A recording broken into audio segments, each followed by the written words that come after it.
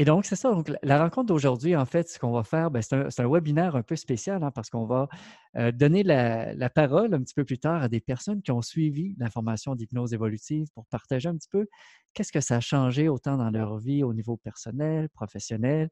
Mais avant de faire ça, ce qu'on va faire, on va quand même prendre un moment pour vraiment clarifier c'est quoi l'hypnose évolutive? Un petit peu en quoi c'est différent des autres approches d'hypnose? C'est quoi les liens avec la spiritualité? Et je désire mentionner qu'on en a déjà parlé un petit peu de ça avec Benjamin dans un Facebook Live que j'avais fait sur Facebook dernièrement et qu'on allait quand même assez en profondeur. Fait que ce que je vais faire, c'est que je vais vous partager le lien pour ceux qui ne l'ont pas vu. OK? Donc, je vais juste faire un petit partage comme ça ici, que vous allez le voir dans le chat. Normalement, je vais mettre ça everyone ici. Donc, ceux qui ne l'avaient pas vu, ben, vous allez pouvoir y aller.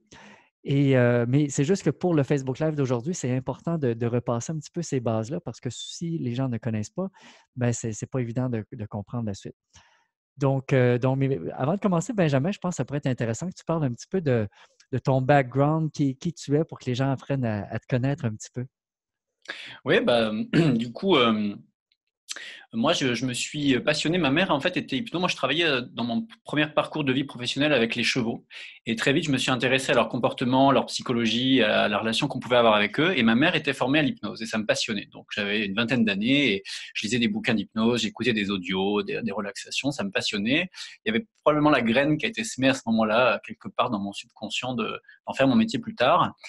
Et ensuite, j'ai eu une curiosité assez large déjà dans tout ce qui se fait dans le monde de l'hypnose, que ce soit l'hypnose artistique de scène, mais aussi l'hypnose thérapeutique. Et j'ai été explorer les courants les plus connus, entre guillemets, tout ce qui est hypnose ericksonienne. J'ai approfondi même l'hypnose humaniste, la nouvelle hypnose, les courants aussi d'auto-hypnose. J'ai fait pas mal de choses à ce niveau-là. Ça m'a emmené à m'intéresser de manière un peu plus large à la psychothérapie, au développement personnel et au coaching. Donc, j'ai fait des formations de coaching. En psychothérapie aussi, j'ai fait pas mal de choses, sur tout ce qui est psychopathologie et d'autres courants un petit peu plus ciblés. Et au niveau de la spiritualité, je me suis aménagé une vie où j'avais un petit peu de temps, donc j'ai voyagé un peu. Et j'ai été aussi explorer du coup différents courants. J'ai été faire des retraites dans des monastères bouddhistes. J'ai été en Inde aussi, voir un petit peu ce qui se faisait au niveau de l'hindouisme, au Maroc, avec les soufis. Et même avec les Amérindiens, en fait. J'étais passé un petit peu de temps chez les Navajos. J'ai aussi étudié la parapsychologie en parallèle. Donc c'est tout ce qui... la parapsychologie, si vous voulez, c'est tous les phénomènes, ce qu'on appelle psy. Euh, par exemple, tout ce qui va concerner les perceptions extrasensorielles, télépathie, médiumnité et autres. Et dans mes loisirs, moi, je suis assez passionné de théâtre, d'art en général, et puis et de chevaux. Je continue à travailler avec les chevaux et en développement personnel. Donc voilà ce qui fait. Et puis bien sûr, la régression, c'est là qu'on s'est rencontrés. Je me suis formé Ben oui. à l'hypnose spirituelle de régression il y a quelques années maintenant, et c'est là qu'on s'est donc rencontrés. Voilà. Parfait, parfait. Je vais juste mentionner, je sais qu'il y a certaines personnes qui mentionnent ne pas avoir de son, mais il y en a qui entendent le son. Donc, je ne sais pas, ben là, ceux qui m'entendent, qui n'ont pas de son, ils ne m'entendent pas. Mais c'est juste pour mentionner, en fait, que vu qu'il y en a qui entendent, ben, je ne sais pas vraiment quoi faire pour organiser ça. Mais tout ce que je peux dire, ben, en fait, je vais juste écrire aux gens, dire si vous n'avez pas de son, euh, pourrez écouter en différé parce que je sais pas, je peux pas aider davantage à ce niveau-là pour l'instant. Parfait, Benjamin. Et donc, juste pour commencer, puis je veux juste mentionner pour ceux qui écoutaient en ce moment, si vous avez des questions, OK, on va prendre une période de questions à la fin. Donc, vous pouvez soit les écrire pour les garder pour la fin, ou si à la fin vous désirez justement qu'on les poser en direct, bien, vous pourriez marquer une personne, marquer un message, dire j'aurais une question. Et là, je pourrais dire, bon, ben, on va demander à Huguette, par exemple, d'allumer sa caméra et d'allumer son son. Et là, ben, il y aura possibilité d'interagir directement. Donc, ça va être un petit peu plus interactif. Donc, voilà. Donc, Benjamin, si on commence avec, ben, justement, imagine que tu es dans un ascenseur, tu rencontres quelqu'un qui dit tu fais de l'hypnose évolutive, c'est quoi ça? Qu'est-ce que ça mange en hiver? Qu'est-ce que tu réponds? Alors, je vais essayer de répondre ce que c'est et aussi ce que ça n'est pas, parce que les gens ont des représentations déjà préconçues dans leur esprit de ce qu'est l'hypnose, pas forcément l'hypnose évolutive, mais de ce qu'est l'hypnose. Déjà, ce qui est important, je crois, de préciser, c'est que c'est un courant d'hypnose, moi, que j'appelle généraliste. C'est-à-dire que c'est un courant d'hypnose pour l'accompagnement, la relation d'aide, qui va s'adresser au grand public pour tout type de symptômes. Ce n'est pas un courant spécifique sur un symptôme ou encore, c'est différent de l'hypnose spirituelle de régression, qui est spécialisée sur les régressions dans les vies antérieures et ce qu'on va appeler aussi l'entre-deux-vie. Donc, c'est un courant généraliste. Qu'est-ce qu'on pourrait dire d'autre sur ce que c'est? Alors, quand les gens posent ensuite des questions davantage sur ce qu'est la différence entre l'hypnose aussi thérapeutique, puisque c'est donc de l'hypnose thérapeutique par rapport à l'hypnose qu'ils ont en tête, c'est souvent une pratique qui se fait les yeux fermés, qui contacte l'imaginaire, qui contacte à la fois nos mémoires, conscientes et inconscientes, et également notre potentiel à se projeter, à visiter d'autres espaces un peu plus psychiques, que ce soit sur la ligne du temps ou dans des mondes un peu plus subtils.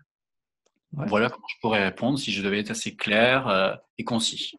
Oui, effectivement, parce qu'il n'y a pas beaucoup d'approches d'hypnose thérapeutique qui vont intégrer justement la dimension spirituelle, que ce soit même de donner la place parfois des contacts avec l'âme ou parfois des êtres de lumière dans l'invisible, des êtres de sagesse ou parfois le connecter avec la mission de vie. Bon, il peut y avoir différents types d'expériences et je pense que par expérience et pour avoir discuté vraiment avec beaucoup de personnes qui font cette pratique-là, le fait d'intégrer la dimension spirituelle, puis tu pourras peut-être faire un petit pont là-dessus, Benjamin, ça change vraiment la pratique parce qu'on ouvre à un autre niveau, en quelque part, que si on reste juste purement dans le monde du petit moi, si on veut. Hein.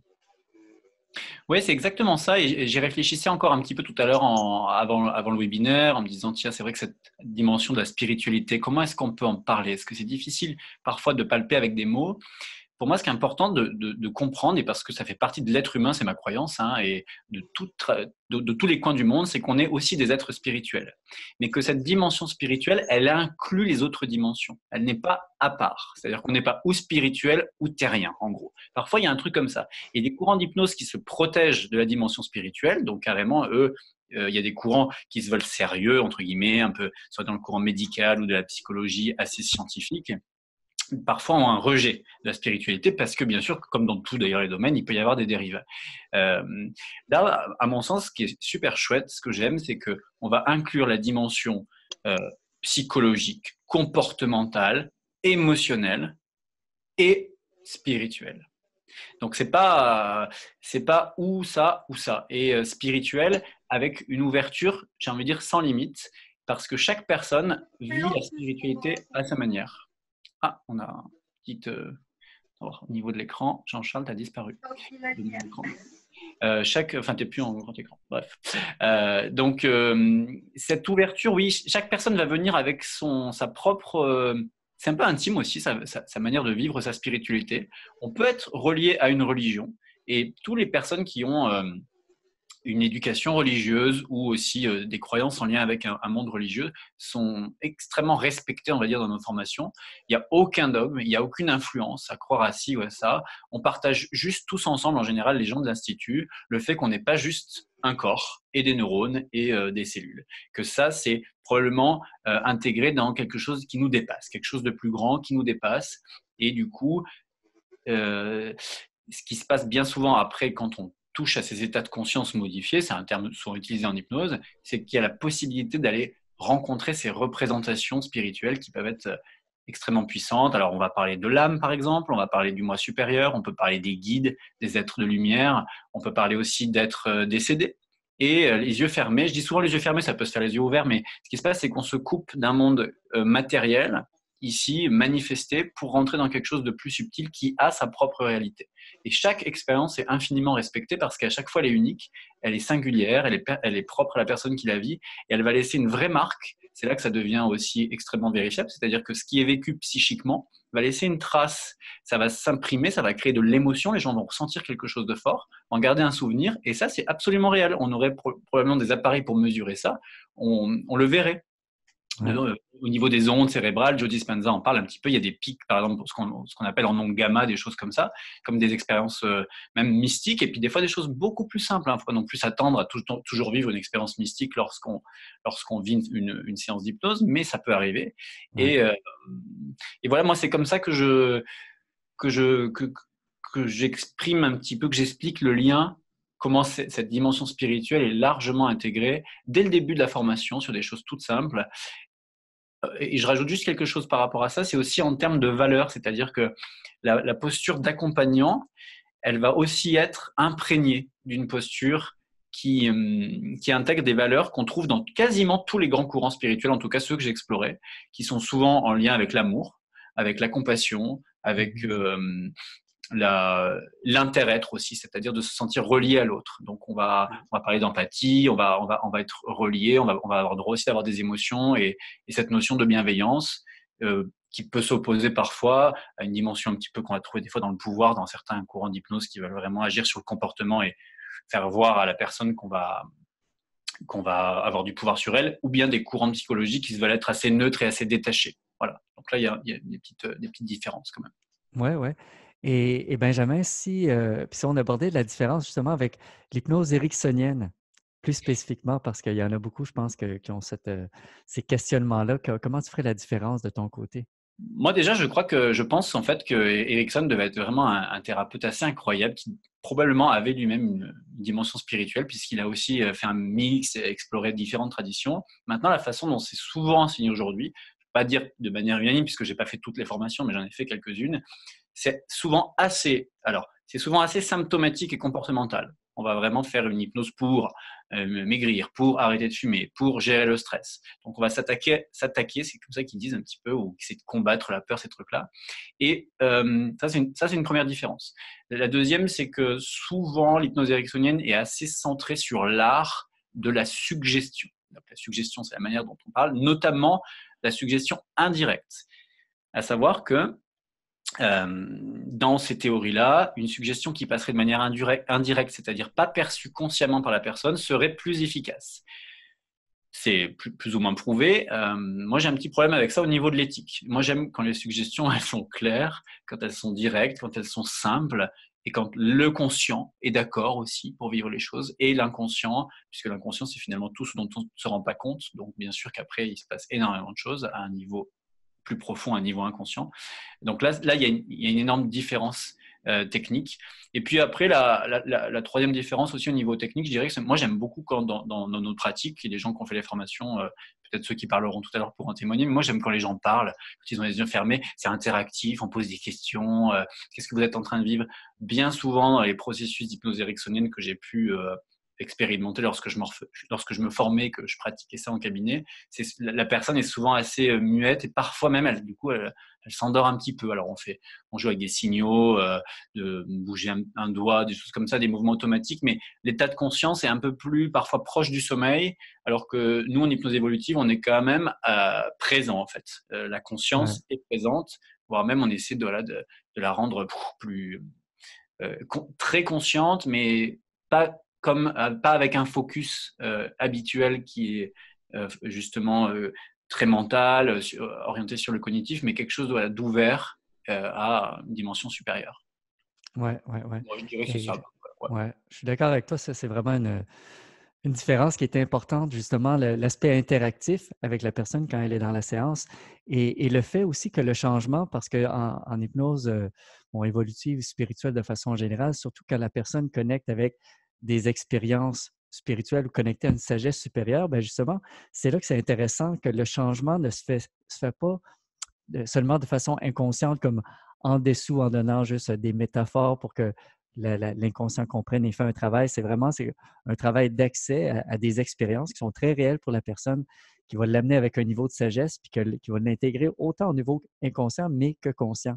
Parce que dans la partie évolutive, ben, c'est qu'on veut justement que la personne apprenne des nouvelles choses pour les mettre en pratique. On ne veut pas que ça se fasse inconsciemment en background. Donc ça, c'est vraiment une différence, je pense, qui est assez importante. Hein?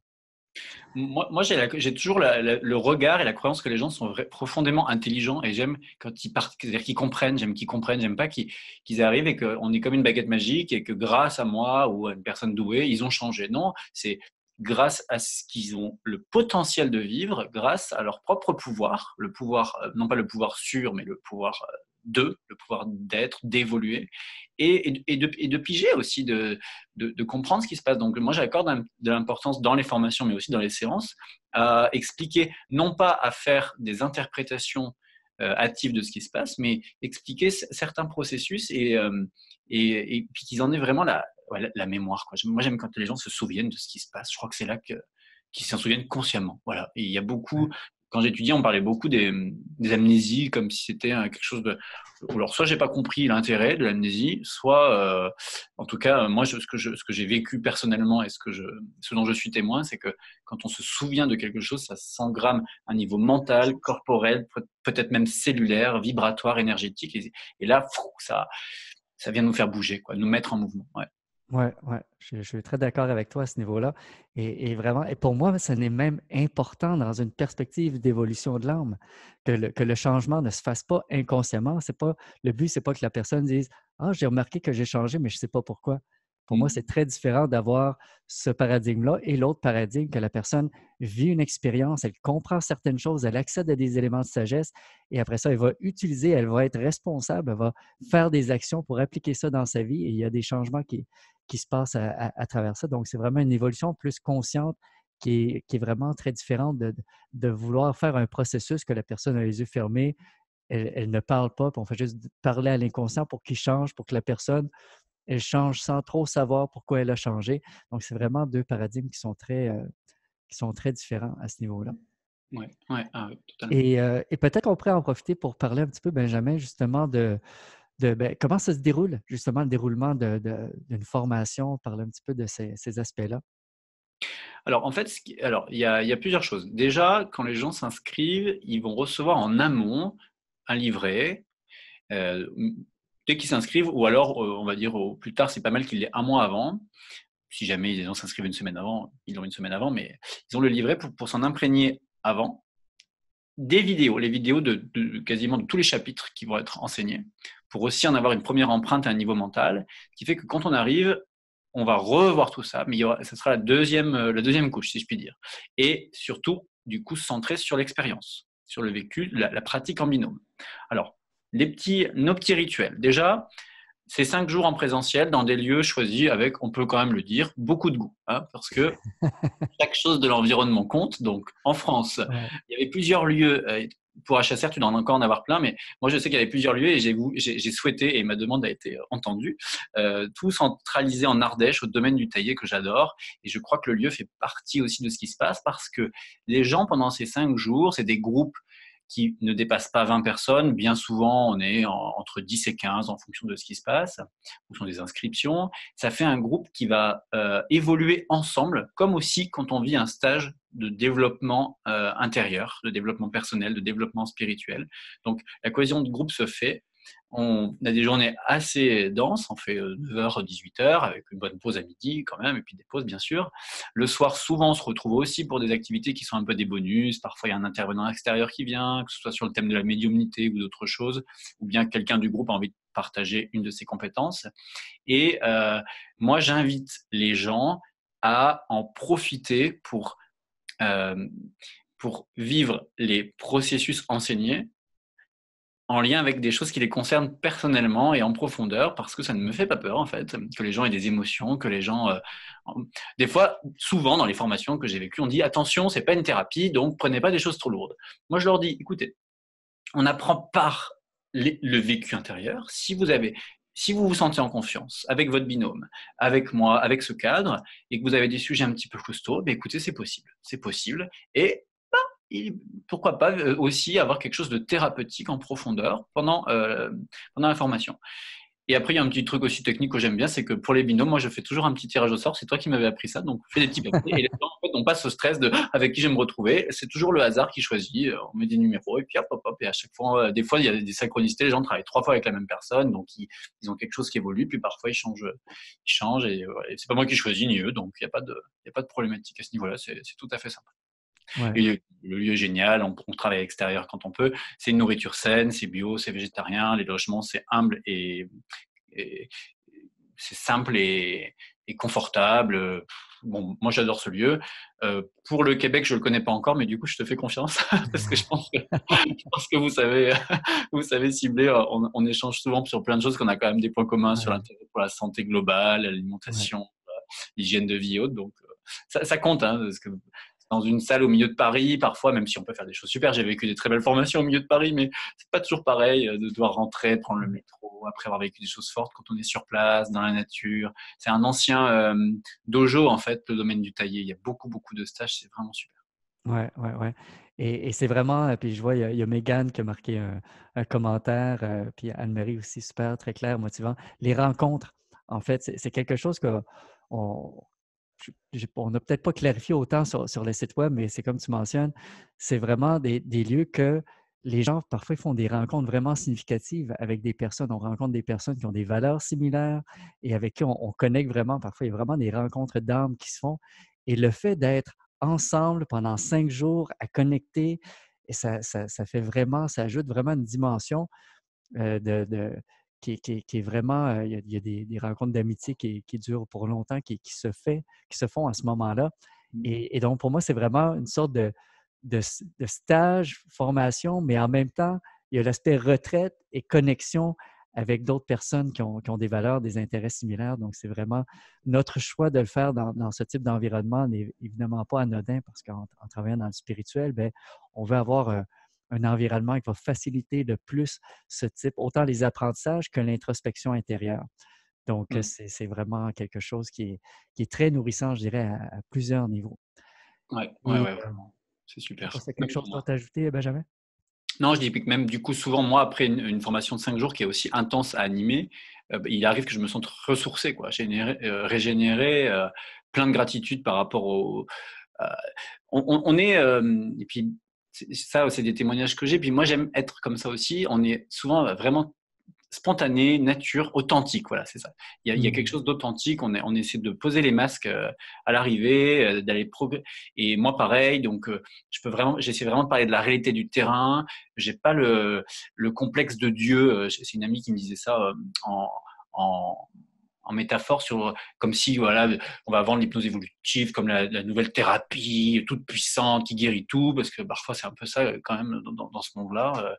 Moi je cite les cas que j'ai vécu la semaine d'avant au cabinet, des gens qui ont eu des évolutions fulgurantes, d'autres cas pour qui c'est plus compliqué, les séances où parfois j'ai du mal et j'ai eu des retours des gens qui aiment cette posture parce elle se veut être vraie, autant que ce soit possible. Et du Mmh. coup, ça les met à l'aise. J'ai même parfois eu des thérapeutes qui viennent refaire un cycle, même dès le départ. Souvent, ceux qui sont déjà thérapeutes, je leur propose de rentrer quand même directement au praticien parce qu'au départ, au tech, on parle des bases. Il y en a Ouais. certains qui veulent refaire les bases et souvent, ça leur redonne confiance de voir que, enfin là, j'essaie vraiment d'être centré et puis de vivre eux-mêmes aussi, du coup, quelque chose de tout Ouais. à fait vrai, quoi. On est des êtres humains, on a tous des vies différentes, mais par contre, on traverse tous les mêmes blessures, les mêmes émotions dans des circonstances différentes. Donc, à ce niveau-là, on est reliés et les mêmes difficultés en tant qu'accompagnant. Parce que Ouais. c'est parfois merveilleux, parfois c'est pas simple et de se le dire vraiment, bah, du coup, Ouais. soutien et on avance et on accepte aussi de ne pas être parfait. Voilà. Ouais, ouais, ouais. Je suis content que tu apportes ce point-là parce qu'effectivement, pour moi, c'est fondamental. Puis on se rejoint là-dessus sur cette philosophie-là, vraiment de mettre les masques dehors, à l'extérieur et vraiment d'être vrai, d'être soi-même.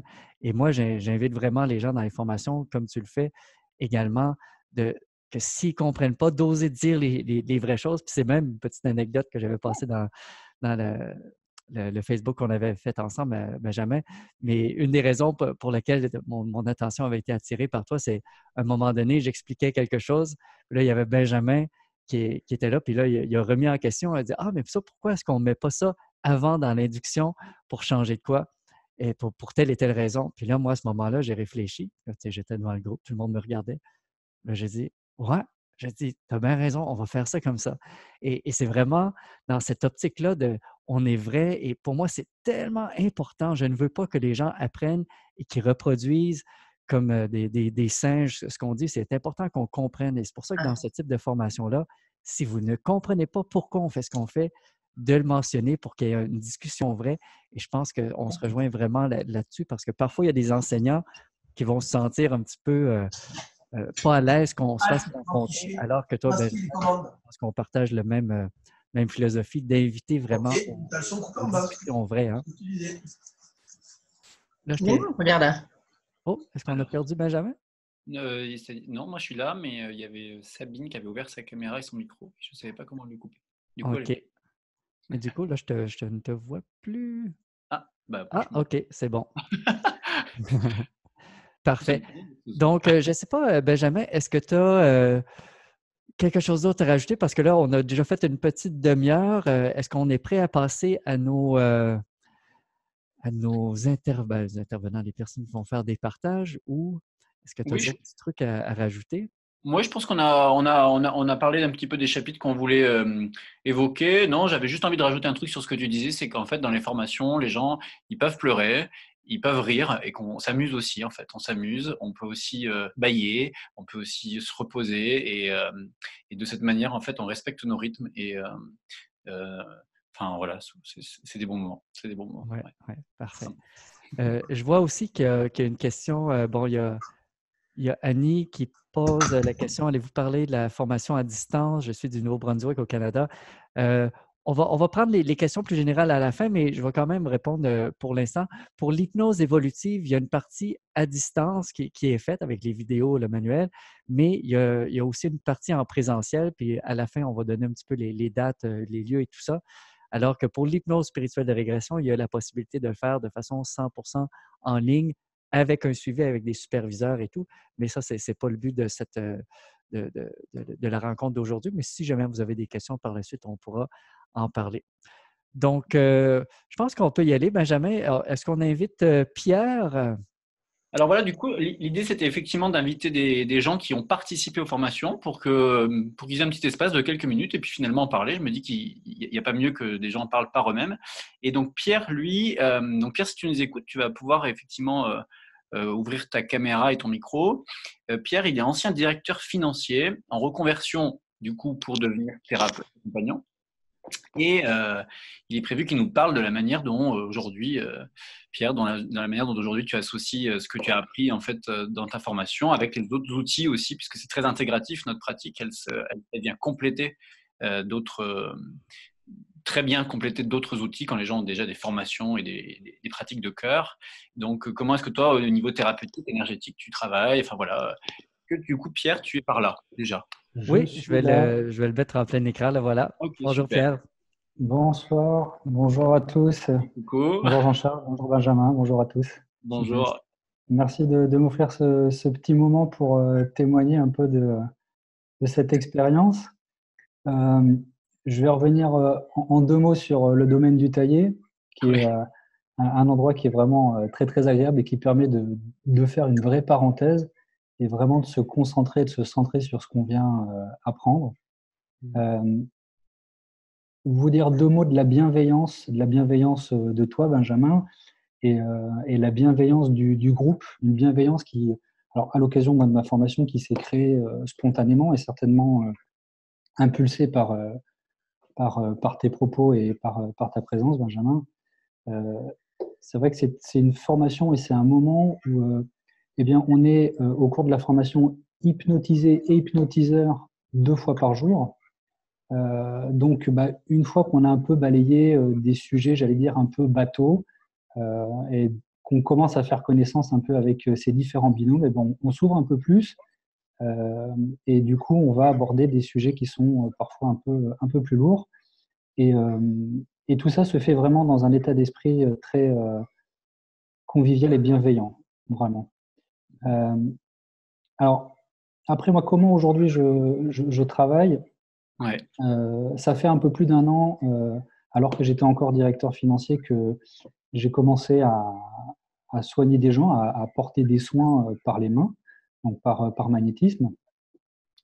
Et de par différentes lectures, j'ai appris que il y avait historiquement une association entre le magnétisme et l'hypnose. Et j'ai trouvé intéressant du coup de revenir à cette origine et d'associer les deux techniques. Alors aujourd'hui, je suis toujours moi en cours de formation, à la fois en magnétisme parce que même si c'est une technique qui est très intuitive, j'ai malgré tout un certain besoin de me rassurer. Je fais des formations aussi en énergétique. Et donc, j'ai ce besoin d'avoir différents outils à ma pratique de soins. Et ce que l'hypnose évolutive m'a apporté, c'est cette philosophie spirituelle déjà, c'est cet état, cette démarche et ce postulat spirituel. Comme tu disais tout à l'heure, Benjamin, on n'est pas juste de la matière, on n'est pas juste des cellules, il y a autre chose. Et moi, dans ma pratique, ça me convient très bien, ça me parle beaucoup. Et, et ensuite, il y a cette approche de compassion, cette posture, justement, où effectivement, on n'est pas dans une hypnose directive. Effectivement, on fait énormément participer la personne avec laquelle on est en train de travailler. On est là pour entendre ses ressentis et pour l'accompagner au fur et à mesure. Et, cette posture du thérapeute, qui est une posture d'amour, vraiment de connexion. On crée déjà physiquement de par la posture qu'on va avoir d'être assis assez proches l'un de l'autre. Eh bien, on sent qu'on crée une vraie connexion. Les énergies sont partagées et d'avoir cette approche non pas haute comme certaines thérapies pourraient avoir, mais plutôt une approche d'égal à égal et tout simplement de compassion, d'amour et d'accueil simple, sans jugement, quoi, sans forcément avoir besoin d'aller de vouloir guider à tout prix, convient tout à fait, moi, avec ma pratique des soins par les mains. Et du coup, là, de formation en formation, j'ai pu tout doucement mettre en place des protocoles, alors qui sont, j'allais dire, assez intuitifs. Mais malgré tout, il y a des bases que j'ai apprises pendant la formation. Euh, le déroulé de la séance, quoi. Voilà, on prend le temps de faire connaissance, on fait une anamnèse, on va voir un petit peu quel est le point, quelle est l'épreuve que la personne est en train de passer ou souhaite pouvoir affronter, bien analyser ce qu'elle ce qu'elle vient rechercher. Ça, ce sont des choses voilà, que j'ai apprises pendant la formation. Et puis après, tout le travail de l'induction. Et donc, du coup, moi, en général, toute cette partie, c'est assez amusant parce que bon, ça peut se dérouler de façon un peu différente, mais cette partie de l'anamnèse, je vais déjà commencer à la faire alors même que je commence à avoir déjà les mains sur la personne. Et, et en fait, il y a une relation de confiance qui va s'installer. Il se passe quelque chose avec les mains, il se passe quelque chose avec l'énergie. Et là, ça va faciliter la prise de parole de la personne qui est venue me voir. Et c'est vachement intéressant. C'est vraiment très intéressant qu'il y ait cette connexion à la fois d'écoute de ma part, d'énergie de par les mains et qui va faciliter la prise de parole. Et, et du coup, voilà, on va assez souvent toucher vraiment du doigt quelle est l'épreuve, quel est vraiment le fond du problème, on va dire, que la personne est venue partager avec moi. Et, et ensuite, eh ben, très naturellement, ça va dépendre. Je vais inviter la personne à rentrer dans un état de conscience modifié, de se détendre, de se relaxer. Et puis, une séance va commencer comme ça. Et tout au long de la séance, je vais accompagner donc par la voix la personne. Et en même temps, eh ben, je vais laisser mes mains se déplacer là où elles ont besoin d'aller pour aller porter le soin énergétique. suis content d'entendre ton témoignage parce que ça illustre plusieurs choses. Déjà, toi, tu es dans une posture de reconversion professionnelle. Il y a quand même beaucoup de gens qui peuvent se reconnaître là-dedans, mais pas tous. Il y en a qui sont déjà thérapeutes et puis il y en a qui veulent aussi, il y avait une question comme ça, qui veulent aussi, parce qu'ils en ont l'intérêt personnel, apprendre ces pratiques sans forcément se reconvertir. Donc, à ce niveau-là, c'est assez intéressant. Et il y a un mot aussi, on n'en a pas parlé tout à l'heure, mais quand j'entends, je suis assez content parce que j'invite souvent à la notion de créativité. Moi, ce que j'aime dans les formations, c'est que les gens comprennent à tous les niveaux ce qui se passe et ensuite se sentent libres avec une forme de bon sens et d'intelligence de mêler les choses. Donc là, en fait, tu es en train de nous décrire un petit peu comment toi, tu as pu mêler cette pratique qui est essentiellement verbale. Disons que le mot va être le véhicule de notre intention,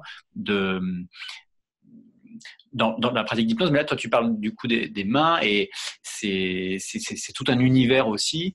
Et alors, donc il y a quelqu'un qui pose la question, c'est-à-dire que tu touches à personne. Donc, effectivement, Pierre fait donc du coup du magnétisme. Donc, je pense qu'en magnétisme, des fois, parfois on touche, parfois on est au-dessus. Enfin, il y a plusieurs manières de pratiquer, mais ce qui est chouette, moi, il y a des gens, il y avait aussi une participante qui était praticienne en massage et c'est vraiment son métier. Et elle a voulu du coup rajouter comment est-ce qu'elle peut, pendant un massage où elle touche aussi, bien sûr, c'est une pratique qui est vraiment kinesthésique, manuelle, mais comment est-ce qu'elle peut en même temps, en fait, faire une séance d'hypnose. Donc, et j'adore ça, moi, dans les formations, voir les gens qui arrivent avec des compétences. Tu parlais d'égal à égal en séance à deux, mais moi, j'essaie aussi de... Enfin, je pense avoir naturellement cette posture d'égal à égal parce que j'ai un infini respect pour chaque personne, pour son bagage, qu'elle ait un gros parcours thérapeutique, comme certaines personnes qui sont déjà médecins, déjà hypnothérapeutes, ou autres, ou des gens qui étaient commerciales dans un job et que ça n'a rien à voir et qui arrivent, mais ils ont tout leur lot d'expérience en tant qu'être humain et parfois une très très jolie présence qui vaut largement celle de personnes avec des grandes expériences. Donc c'est assez chouette. Et puis tu parlais aussi, j'ai noté à un moment donné ce mot pendant que tu parlais, mais c'est la position d'accueil. Oui, tu parlais de la posture en lien avec la spiritualité, cette notion de compassion. Moi, il y a un mot que j'ai pas dit tout à l'heure qui me paraît important, c'est la notion d'accueil, d'acceptation de ce qui se passe, et qui est pas tout à fait la même que vouloir à tout prix. Enfin, il y a un équilibre en fait entre le faire, diriger, l'idée quelque chose, et on part quand même d'un point et on évolue, donc il y a un mouvement, et en même temps l'accueil. Et cet équilibre, alors, il est parfois plus facile à dire ou à faire vivre que d'expliquer, mais c'est dans des pratiques qui sont des fois trop centrées sur l'action, le mouvement, le faire, des fois, nous, on peut être juste aussi dans l'être, dans l'accueil de la personne. Et ces énergies-là de compassion, à mon sens, cette vibration elle-même est thérapeutique. Ouais. Donc, quand avec une posture, avec des mots et avec la proposition de séance, on offre un espace qui est envahi de cette énergie de compassion. Moi, j'ai la croyance, mais parce que je l'ai vécu, en fait, j'ai reçu ça aussi, que déjà ça, c'est très, très joli. Ouais. Et donc, il peut être secondaire. Ouais. Je me permets de rebondir sur le propos de Benjamin quant à la créativité. On se permet effectivement de l'aborder, ou en tout cas, moi, je me suis permis d'aller vers ça une fois la formation terminée, parce que pendant la formation, comme je disais, on a ce jeu de rôle 2 fois par jour, et vraiment, à l'issue des 5 jours, on se sent tout à fait en capacité à rencontrer quelqu'un et puis à l'accompagner dans une séance, quoi, vraiment. Bon, ça, c'est chouette aussi à dire parce que bien souvent, en 5 jours de formation et avec tout le bagage en amont, on a cette compétence. Mais parfois, ce qui manque aux gens, quasiment, enfin très souvent même, c'est la confiance, l'audace de oser. Et moi, souvent, ce qui m'est revenu en retour, c'est que le cadre dont tu parlais insuffle cette confiance parce qu'on sait qu'on ne peut pas faire beaucoup de mal quelque part et que c'est de la générosité. Et qu'ensuite, les gens se lancent et c'est chouette de pouvoir pratiquer tout de suite derrière avec des choses simples. Des choses simples qui peuvent être très profondes. Oui. Merci beaucoup, Pierre, de ton partage. Et moi aussi, je relève vraiment, et j'ai été content de l'entendre parce que ça fait partie vraiment de l'approche, cette posture-là de compassion, puis même de nommer le mot amour. Ce n'est pas quelque chose que dans les formations d'hypnose, on entend souvent et que pourtant, concrètement, ça change tout quand on est vraiment dans cette posture intérieure-là. Donc, je suis vraiment très heureux d'entendre justement que tu as réussi à intégrer ça dans ta pratique. Juste un truc qui est important, par exemple, c'est quand on a des clients, si on ajoute, bon, que ce soit le magnétisme ou peut-être même l'aromathérapie, de le mentionner a priori pour que les gens le savent, hein, mais que c'est vraiment d'avoir cette liberté-là, de l'intégrer, d'avoir cette créativité-là. Puis il y avait une personne qui a demandé, est-ce qu'on peut, c'est Nathalie qui disait, peut-on mêler l'hypnose régressive et l'hypnose évolutive? Bien sûr, une fois qu'on a la formation d'hypnose régressive, ben c'est des outils de plus dans notre boîte, puis à un moment donné, bien, ça fait que notre propre créativité, parfois avec un client, on pourrait dire, ah ben là, on va prendre telle direction ou suggérer, est-ce que tu serais ouvert à explorer X? Donc, c'est pour ça que plus qu'on a d'outils, bien, plus qu'on peut permettre de suggérer différents types d'expériences. Donc, merci beaucoup, Pierre, de ton témoignage, vraiment très apprécié. Benjamin, on va Merci, passer à Pierrot. une prochaine personne. Alors, du coup, on avait prévu de donner la parole à Lauriane en deuxième. Donc, Lauriane, je ne sais pas si tu nous entends. Si c'est le cas, n'hésite pas à ouvrir aussi ta caméra et ton micro. Lauriane est accompagnante en révolution intérieure, en évolution intérieure. Et Lauriane, je lui ai proposé d'intervenir parce qu'elle a vécu… Alors, tout le monde vit des choses quand même qui peuvent être parfois assez puissantes dans les 5 jours. Hein. Il y a 5 jours pour le technicien, 5 jours pour le praticien et 5 jours pour le maître praticien. Mais Lauriane, on a eu des échanges. Il y a eu des séances qu'on a vécues aussi en démo, puisque chaque jour, je propose à un volontaire de venir vivre une séance devant le groupe. Et il s'est passé des choses assez fortes avec toi. Et du coup, c'était un petit peu l'occasion si tu es par là, je ne sais pas, je ne vois pas. Oui, elle est là, ouais. Donc, coucou à toi, Lauriane. Et du coup, là, maintenant, la parole va être à toi pour nous parler de ce que tu as envie de partager par rapport à ton évolution, bien sûr, alors professionnelle, mais toi, tu avais aussi envie de nous parler de ton évolution personnelle grâce à ces journées passées ensemble au Taillé. Oui. Ouais. Alors, c'est ça qui est intéressant. Je ne sais pas si vous m'entendez là, c'est bon? Oui, c'est bon, on te voit. Alors, j'ai fait pas mal de formations en fait tout au long de mon parcours. Initialement, je suis éducatrice spécialisée. Donc, l'humain et l'accompagnement, ça a toujours été quelque chose qui me touche, qui me porte. Enfin, c'est dans ma nature, je pense. Mais la dimension thérapeutique, un peu plus profonde, me manquait. Alors, j'avais envie de rebondir sur une petite chose qui s'était dite au début et qui a été développée tout au long de vos interventions respectives. C'est cette dimension spirituelle. Moi, au contraire, j'avais un peu tendance à être perchée, à être un peu trop dans cette dimension spirituelle. Et ce qui est étonnant chez moi, c'est que ça m'a permis justement de me réancrer, de revenir en qui je suis dans cette multidimensionnalité. Donc, cette ouverture spirituelle, elle était déjà bien prégnante, mais ça m'a permis vraiment de remettre les pieds sur terre, quoi, tout simplement. Donc, ça, c'est aussi une petite chose que j'avais envie de partager parce que je pense pas que ce soit super commun. Il y a des gens qui sont à la dimension spirituelle. Moi, je me suis ouvert à la dimension matérielle, en fait. Hein. C'est la dimension terre à terre. Voilà. Donc, ça a aussi cet avantage-là, cet effet-là. Et effectivement, tout au long de ces 2 formations, donc technicien et praticien, waouh! Voilà, s'il y a un mot que je pourrais dire à ce sujet, c'est waouh! Effectivement, on vit des choses très très fortes. Mais de toute façon, je pense que dans n'importe quelle formation où il y a cette idée d'accompagnement de l'autre, ça passe par une transformation de soi. Formation, transformation. Enfin, voilà, je pense que là-dessus, c'est un secret pour personne. Et donc, ce dont tu parlais, Benjamin, sur cette expérience qu'on a vécue, c'est concernant un protocole qui s'appelle « Dialogue avec l'âme ». Et dans ce protocole, en fait, ce qui est très intéressant, donc au-delà du fait qu'effectivement, dans tous les protocoles, on est amené à être en communication avec le thérapeute, on n'est pas simplement passif, il y a vraiment quelque chose de très actif dans toutes ces séances.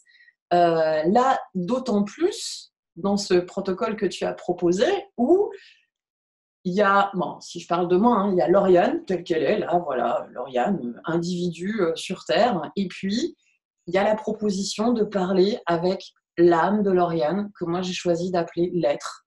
Voilà, je l'ai qualifié d'être. Et donc, c'était très rigolo puisqu'on passe d'une chaise à une autre.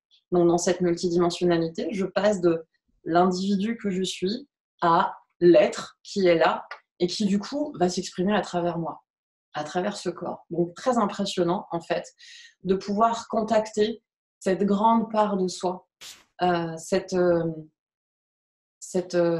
dimension finie, j'aurais envie de dire, cette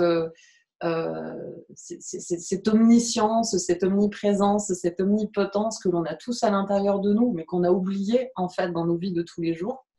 Et là, on la touche du doigt, mais alors en passant d'une sphère à une autre. Ça, c'est, dans tout le protocole, tu me dis Benjamin si je me plante, mais il y a vraiment d'une minute à l'autre, en fait, on passe de je suis là, individu lambda, à waouh, il y a cet être qui est là, qui est présent et qui s'exprime à travers moi. Et cet être qui est présent, c'est moi aussi.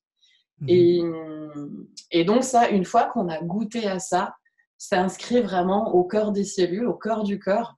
On est en contact avec quelque chose mais de puissant. Et j'avoue que depuis ce jour-là, je cause tous les jours à la grande Lauriane. Hein. Il y a quelque chose qui se passe, quoi. Je deviens limite schizophrène, en fait. Ce qui est intéressant dans ce type de pratique, c'est que plutôt que de faire appel, si on a déjà cette sensibilité au monde spirituel, plutôt que de faire appel à un ange, plutôt que de faire appel à un guide, à un être cher décédé, eh ben on fait appel à soi. Et alors là, en termes de responsabilisation, d'autonomie, c'est fort. Voilà. Et ça, c'est un véritable cadeau à vivre, en fait. Moi, je le conseille à tous. J'ai vu d'ailleurs une personne dans le chat qui posait la question de savoir si on pouvait faire ce type de formation sans avoir vécu de séances d'hypnose au préalable. J'ai envie de dire oui, évidemment. Il y a cette rencontre qui est faite tout au long de la formation. Enfin, je sais pas, je me plante peut-être là-dessus, mais… Non. Il y a plein de gens qui arrivent à la formation qui n'ont pas vécu de séances d'hypnose avant, ou alors qu'on en vécu mais qui sont assez différents de ce qu'on fait, ou qui ont vécu des choses qui ne s'appellent pas hypnose, des transes, qui peuvent s'appeler rêve éveillé, qui peuvent s'appeler voyage chamanique, qui peuvent simplement être une méditation aussi, et qui ont vécu des choses de l'ordre des états de conscience modifiés, bien sûr. Donc ça, tout à fait. Tu ne te trompes pas. Ok, voilà. Et donc voilà, pour parler un petit peu aussi de tous ces bouleversements que ça peut faire à l'intérieur de soi, quand même à dire, entre le moment où je me suis inscrite à cette première formation, j'ai changé de voiture, j'ai changé de boulot. Suite à la deuxième formation, j'ai même changé de maison. Enfin voilà, il y a eu toutes ces transformations extérieures qui sont, à mon avis, le reflet de ce que l'on peut vivre dans une formation de ce type. On sait bien, d'un point de vue théorique, en fait, que le changement commence à l'intérieur. Et quand on voit des répercussions dans la matière, en fait, derrière, de ce point de vue-là, on ne peut que se dire qu'il y a quelque chose qui s'est passé, qui s'est véritablement transformé. Donc, c'est au-delà d'une formation, c'est une transformation qui est proposée dans ces formations d'hypnose évolutive. Et sans parler effectivement de cette simplicité qui est proposée. Moi, c'est ça que j'ai adoré en fait avec Benjamin et avec l'IHS, tout simplement, c'est qu'il y a cette humanité qui est là. On se prend pas la tête. Enfin, on n'est pas. C'est sérieux ce qu'on fait, mais on se prend pas au sérieux. Donc, il y a vraiment cette dimension-là qui est présente et qui est juste savoureuse. Donc, j'ai envie de transmettre et de conseiller à tout le monde. Quoi. Allez-y, inscrivez-vous, Plerdèche, c'est magnifique. Oh, écoute, merci infiniment Lauriane pour ce partage, c'était super joli. J'avais envie de rebondir sur ce que tu as dit au départ qui me semble absolument génial, sur le fait que ça t'a ramené sur Terre. En fait, ce que j'ai pu constater dans mes petites explorations de tous ces mondes que j'ai cités au début du webinaire, c'est qu'il y a parfois des choses dans le monde qui se dit spirituel, de l'ordre du contournement de la réalité, de l'évitement expérientiel en fait. On évite parfois nos zones, on peut appeler ça des fois nos zones d'ombre, nos souffrances, nos émotions difficiles, grâce à une évasion dans de la méditation, dans des choses très spirituelles. Moi, je crois que si ce que tu as vécu, c'est ce qui s'est passé. Et moi, j'ai un peu vécu en fait le même processus sur mon chemin, c'est-à-dire qu'il y avait un grand intérêt que j'ai toujours sur, bien sûr, l'infiniment grand, mais quelque part sur le retour aussi, sur le fonctionne sur le soi, qui n'est pas quelque part, ça n'exclut pas. C'est-à-dire c'est vraiment ça. et ça, je fais des gestes, ça sort de l'écran, mais enfin c'est et quelque part dans l'ouverture et en même temps dans le recentrage, Oui. avec cette dimension corporelle, cognitive. On a un mental, il est là, il est présent. On a des contraintes au quotidien et les changements que tu cites dans ta vie, ça c'est des marqueurs. C'est-à-dire que parfois quand il y a des choses bloquées. Et ça bouge, quoi. Ça bouge vraiment. C'est clair. Voilà, il y a 1 an, voilà où j'en étais. Voilà ce que j'ai fait. Voilà où j'en suis. C'est quelque chose qui est palpable et on est sur Terre.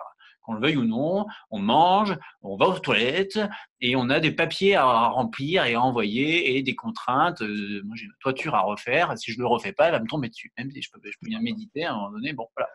Et c'est des choses importantes et c'est vraiment super chouette parce que et dans ce processus, il y a quelqu'un qui a demandé si c'était un protocole qui était enseigné au tech ou au prat. Celui-là, on le voit aux praticiens parce que aux praticiens, en fait, on voit des protocoles complets, des séances complètes. Aux techniciens, on apprend toutes les bases pour à la fin du stage pouvoir guider une séance complète.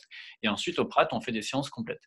Et celui-là, tu as dit aussi d'une minute à l'autre, passer d'une chaise à l'autre. Alors, je me souviens très bien effectivement de cette démo, enfin de cette séance en public, qui a duré, ce qui n'arrive absolument jamais, ça a duré 1 heure. Ouais.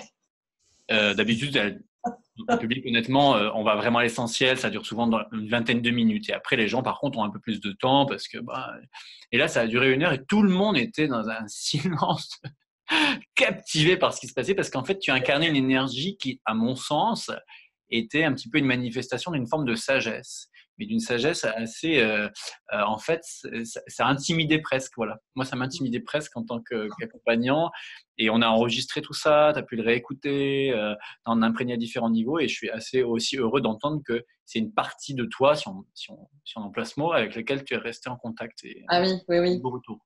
Et donc, ça a duré 1 heure, tout le monde était quoi, mais tout le monde en redemandait en plus. C'était ça qui était rigolo, tu te rappelles? Ouais, Juste, si je peux me permettre aussi par rapport à cet outil de l'hypnose évolutive, moi je suis assez multicasquette en fait et je fais pas mal d'enseignements. Donc j'enseigne les percussions brésiliennes, ça m'arrive d'enseigner le yoga aussi, je fais des remplacements d'une amie qui est professeure de yoga, voilà. Et je fais aussi des cours de relaxation, méditation. Et donc, je suis en contact avec des groupes et c'est un outil que j'utilise beaucoup avec les groupes, pas uniquement en séance individuelle où effectivement c'est très intéressant, mais j'adore en fait pouvoir utiliser cet outil avec cette énergie du groupe où il y a quelque chose de très fort qui peut se passer, où c'est décuplé en fait quelque part et chacun va vivre sa petite expérience individuelle. Voilà, quoi, tout simplement pour dire que cet outil, il peut être utilisé effectivement avec d'autres outils, comme disait Pierre tout à l'heure avec le magnétisme, mais ça peut être aussi utilisé dans le cadre d'un groupe, d'une conférence, voilà, quelque chose comme ça qui peut se mettre dans l'enseignement. C'est aussi un super outil, quoi. Voilà. Et en fait, dans la formation, moi, régulièrement dans la semaine, je fais une guidance de groupe et en fait, par modélisation, puisque vous pouvez enregistrer, il n'y a pas de rétention de contenu de ce qui se passe. Donc, les gens, après, par modélisation, vont refaire en fonction d'un bagage. Donc, ça aussi, c'est super et c'est une belle liberté que tu te donnes et qui doit profiter à beaucoup de monde. C'est super chouette. Merci. Merci à toi, merci vraiment, merci. Ouais, gros merci. Merci de m'avoir invité avec vous là ce soir, c'était un petit cadeau, c'est chouette. Merci beaucoup. Et puis bravo pour le courage parce que c'est pas toujours aussi facile de parler en public parce que là il y a quand même 100 personnes qui sont présentes, donc voilà. Ah, j'ai pas regardé le nombre qu'on était. Hein. Ok. Ouais. Et je voulais rajouter à ça un gros merci, Lauriane, très apprécié ton témoignage. Et je voulais rajouter par rapport à ça, c'est vraiment. Je ne sais pas comment faire pour me remettre en. Tu es en écran là. Je suis en écran? OK. OK, bon, parfait. C'est vraiment, comparativement à d'autres formes d'hypnose, je dirais, c'est que parfois on touche vraiment un sens du sacré. Tu sais, quand Lauriane partage qu'on connecte connecte à l'être ou à une certaine forme de sagesse, c'est comme si, dans ces moments-là, même, c'est comme si l'énergie de la pièce change. Il y a quelque chose qui change, puis on sent qu'on est vraiment en contact avec plus grand que soi. Puis Benjamin, tu l'as nommé, des fois, ça devenait un peu intimidant. Je le vis parfois de cette façon-là. C'est comme s'il y a tellement quelque chose de grand, de beau, de fort, mais à la fois de doux et d'enveloppant qui se passe, que c'est vraiment, ça n'est un privilège, en fait, d'accompagner, d'être accompagnateur dans ce type de moments-là. Il y a les gens, autant en hypnose évolutive qu'en hypnose spirituelle, des fois, on entend les stagiaires dire, mais c'est moi je sens que c'est moi qui devrais payer pour accompagner, alors que moi, c'est le travail. Donc, c'est vraiment la beauté de ce type d'approche-là, qu'on connecte à plus grand que soi. Et comme tu l'as mentionné, Benjamin, il ne faut pas s'attendre que ça soit tout le temps comme ça à chaque fois. Mais ça se passe, c'est des choses qui se passent. C'est vraiment des beaux cadeaux. Et quand on crée cet espace-là par notre présence, par notre capacité d'accueil, comme tu l'as mentionné, ben, c'est autant la présence du thérapeute dans sa qualité d'être qui va faciliter justement ce type d'expérience-là. Donc, c'était très beau de t'entendre, Lauriane. Merci beaucoup de ton Merci, partage. Jean-Charles. Je ne sais pas si tu as quelque chose à rajouter, Benjamin, si on va à notre dernière personne. Oui, on va maintenant donner la parole du coup à Isabelle Boiron, donc, qui est venue aussi, on a eu la chance de l'accueillir dans une des formations, qui est auteure, qui a écrit un premier livre et qui est en train d'écrire son deuxième, qui est aussi conférencière, praticienne en hypnose évolutive, mais aussi en hypnose spirituelle de régression, puisqu'elle a aussi suivi cette formation. Et Isabelle aussi nous a bien surpris lors de sa première formation, puisque je pense qu'elle doit nous écouter, donc tu peux te préparer, ouvrir ta Oui, caméra. je t'entends. Tu m'entends? Oui, je t'entends. Alors, j'ai envie quand même de raconter le tout début de l'anecdote parce que ça m'avait quand même fort amusé.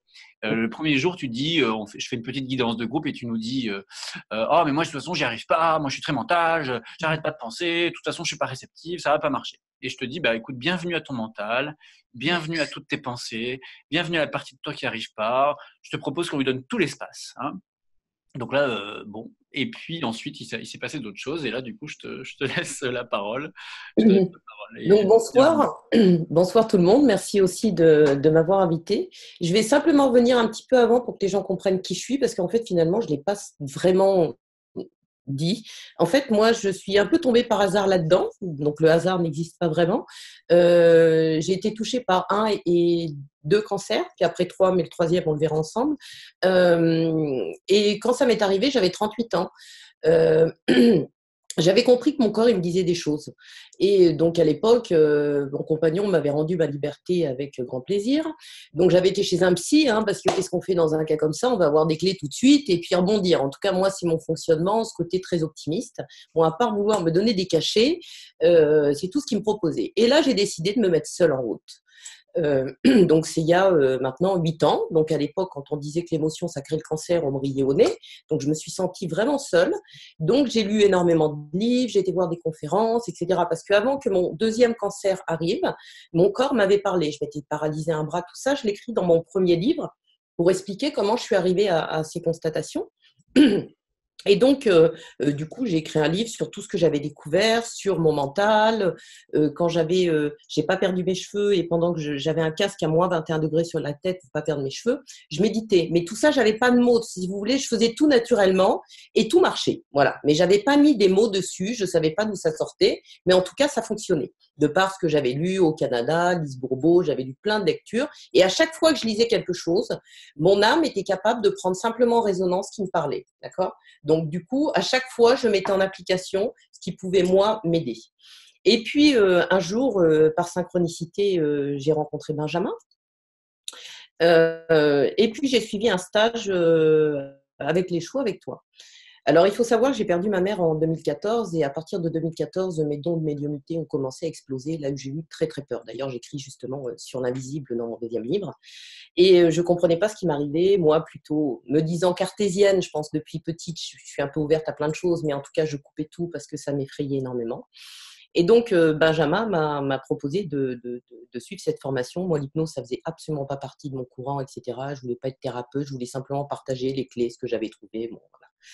Et donc, la veille de partir en formation d'hypnose avec Benjamin, mon oncologue m'appelle et me dit que j'ai un 3e cancer. Waouh! Donc, bon, je ne fais pas une compétition de cancer, jamais 203. Et là, j'ai mis 5 minutes à peu près pour comprendre ce qui m'arrivait. Et en fait, je me suis posé qu'une question. Je me suis dit, mais qu'est-ce que je n'ai pas compris? Je suis passée à côté de quoi? J'ai dû oublier quelque chose. Voilà ce que j'avais en tête complet. Donc, je pars en formation, je décide de le dire à très peu de gens autour de moi pour pas qu'ils me sapent le moral en disant « t'as pas de bol », etc. Tout ce qu'on peut entendre dans des cas comme ça. Et à la fois, je les comprends parce que c'est super difficile d'avoir une parole réconfortante. On a simplement envie qu'on nous regarde. Voilà. Et j'en parle à Benjamin. Et donc, pareil, l'hypnose, moi, ça m'effrayait. Benjamin, toujours avec sa bienveillance, nous a mis à l'aise. 2 heures après, on a commencé à se faire des hypnoses entre nous. Donc, moi, j'étais un peu terrorisée sur le truc. Puis là, j'avais mon mental, en effet, qui partait un peu dans tous les sens. J'avais très, très peur. Et le mercredi, Benjamin, comme on était tous très fatigués, nous propose de nous faire une hypnose devant la piscine, au domaine du Taillé. Je dis, c'est un endroit magique, en effet. Donc moi, à mon mental, je pensais à mon rendez-vous avec le chimiothérapeute, j'étais en train de développer mon bouquin, je me dis, mais c'est pas possible que j'arrête tout, je vais pas me faire opérer. Bon bref, vous imaginez ce qui se passait dans ma tête. Donc sachant qu'en général, je peux partir assez rapidement. Et donc je m'allonge, et puis Benjamin commence son induction, et moi j'avais le mental, je montais, je redescendais, je montais, je redescendais. Alors ce qui est très important dans l'histoire, c'est qu'il faut savoir que Benjamin, les 3 premiers jours, nous avait fait beaucoup travailler sur un protocole avec la petite fée et le miracle. Je ne sais pas si tu te souviens. On visualise une petite fée qui est devant notre lit, et en fait il y a un miracle qui s'est produit pendant la nuit. Et le lendemain, on se réveille et on sait sans l'ombre d'un doute que le miracle s'est réalisé. Tu te souviens de ce protocole ? Et donc, j'avais ce protocole en tête, il résonnait en moi. Donc là, j'étais dans le miracle, miracle, miracle, miracle. Parce qu'en fait, comme je sais comment ça se passe un cancer, j'avais un ganglion qui était touché par le cancer. Et quand il meurt, le cancer, le ganglion reste. Et moi, mon objectif, et mon père me l'a toujours dit, mon objectif, c'était de faire disparaître le ganglion pour éviter une opération. Et j'arrêtais pas de dire à mon père, tu vas voir, il va disparaître, il va disparaître. Bon, bref, ça, c'était la petite anecdote. Donc, je m'allonge, mon cerveau fait des siennes, etc. Et puis, je pensais au miracle, à la petite fée, à plein de choses, il y avait plein de choses. Et c'est au bout de, je ne sais pas, peut-être 20 minutes, j'ai été projetée, mais d'une violence, vraiment ça m'a marqué dans mon siège. J'ai entendu 2 voix distinctement. Je ne vous donne pas les détails, vous l'aurez dans le 2e livre. Il me disait, tu voulais un miracle, et bien maintenant tu vas l'avoir, on est en train de te guérir. Mais vraiment distinctement, une à droite, une à gauche. Et là, mes mains sont parties en vrille. Vraiment, j'ai vécu. Alors, ce qui est très, très rigolo sur cette transe, c'est que je me souviens de tout. J'étais totalement consciente de ce qui m'arrivait. Je voyais Benjamin se déplacer. J'avais compris qu'il était en train de me filmer. Voilà, parce que je voyais des ombres. Alors, à la fois, je voyais des ombres très lumineuses, et à la fois, j'entendais les sons, j'entendais le ruisseau, j'entendais Benjamin, et j'étais complètement enfermée dans mon corps, et je ne pouvais rien faire. Et à un moment, je me suis mis intérieurement à hurler en disant « Arrêtez, arrêtez, c'est trop puissant, je ne peux plus ». Et là, j'ai de nouveau entendu 2 voix, mais très fermement, qui m'ont dit « Maintenant, tu te tais. On est en train de te guérir, et si ça doit durer toute l'après-midi, ça durera toute l'après-midi ». Donc là, j'ai plus rien dit. Là, je me suis tue. Je me suis dit, ça doit être du sérieux. Et je me suis limite, si je me suis pas fait engueuler un petit peu. Hein. Et donc là, je les ai essayé de travailler. Alors, ce qui était assez rigolo, quand j'ai compris le 2e message, j'ai compris qu'en effet, ils étaient en train de me guérir et qu'il fallait que je sois avec eux. Donc, j'ai vraiment posé mon intention pour que l'expérience se passe. Alors, je ne sais pas du tout ce qui m'arrivait. Hein. Après, en regardant la vidéo, j'ai vu mes bras qui fonctionnaient. J'ai vu une énorme boule de lumière, mais d'une énergie, mais d'une puissance. Mais waouh! Je ne veux jamais recommencer parce que j'étais épuisée. J'avais l'impression de prendre du 100 000 volts, vraiment. Et ça a duré, je ne sais pas, Benjamin, à peu près 20 ou 30 minutes. Je ne sais pas, ou 40, moi j'avais perdu la notion du temps. Et donc, beau, mais très, très, beaucoup de souffrance, c'est-à-dire que c'était une puissance telle que je me demandais si j'allais en sortir indemne, bref, tellement c'était violent. Et puis à la fois, complètement tétanisée de voir mon corps qui fonctionnait tout seul, je ne savais pas ce qui se passait, je voyais des formes, c'était très, très, très, très, très particulier. Et donc, du coup, j'ai réussi à prendre le contrôle une fois que c'était fini, au bout de à peu près 30 ou 40 minutes. Et là, quand je me suis réveillée, j'avais des larmes, mais je n'ai pas pu savoir ce que c'était comme larmes parce que j'avais l'impression de sentir aucune émotion, ni de joie, ni de tristesse, ni bon, bref, j'étais complètement assommée par ce qui venait de m'arriver. Ça remettait tellement en cause plein de choses. Et Mais je savais au fond de moi que j'étais guérie. Voilà. Alors ça, bien sûr, vous doutez bien, je l'ai gardé pour moi, tant que je n'avais pas le résultat du médecin. Et donc, il m'a fallu donc déjà l'après-midi pour m'en remettre, et 2 ans à peu près, hein, parce que ça m'a vraiment, vraiment, vraiment atteint très, très profondément. Et Benjamin nous dit, j'ai invité justement, ça tombe bien, Rénal Roussel, que tu connais très bien, Benjamin, qui est médium spirit, il fait partie des top 10. Moi, je connaissais ce monsieur Nidabdi d'Adam, très peu dans la médiumnité. Je voyais bien qu'il y avait des choses qui m'arrivaient, que c'était très bizarre, mais je voulais surtout pas trop en parler. Et donc, du coup, il me dit, pose-lui les questions. Donc, j'étais incapable de parler. Et en fait, j'ai découvert très souvent que des fois, je parle toute seule, mon bras se lève. Bon, bref. Et donc, quand il a demandé si on avait des questions, ce brave monsieur, j'ai levé la main et Rénal m'a dit qu'en effet, j'avais vécu un miracle, qu'en effet, j'étais guérie et que tout ça, il n'allait pas falloir que je le garde pour moi et que j'allais l'écrire dans 2 ans. Et pile poil, j'ai commencé mon bouquin. C'est marrant parce que j'ai été guérie le 6 octobre et j'ai commencé mon bouquin le 1er octobre, 2 ans après. C'est rigolo, hein. Et là, à l'époque, il était hors de question que je parle de ça. Je disais qu'on allait me prendre pour une folle, etc. Puis moi, je voulais surtout savoir ce qu'il en était pour moi. Et j'ai beaucoup aimé, je vais rebondir 5 minutes sur ce qu'a dit Marianne, parce que ça m'a énormément touchée. Parce que moi, c'est le cas aussi. Plus mes dons de médiumnité s'élèvent, plus j'ai connecté avec je ne sais pas trop quoi, je ne sais pas, plus je m'incarne. C'est-à-dire que je pars du principe que si on est sur Terre, on est d'abord une âme incarnée, on a des choses à faire sur Terre. Et du coup, j'ai tout ramené sur Terre, en fait.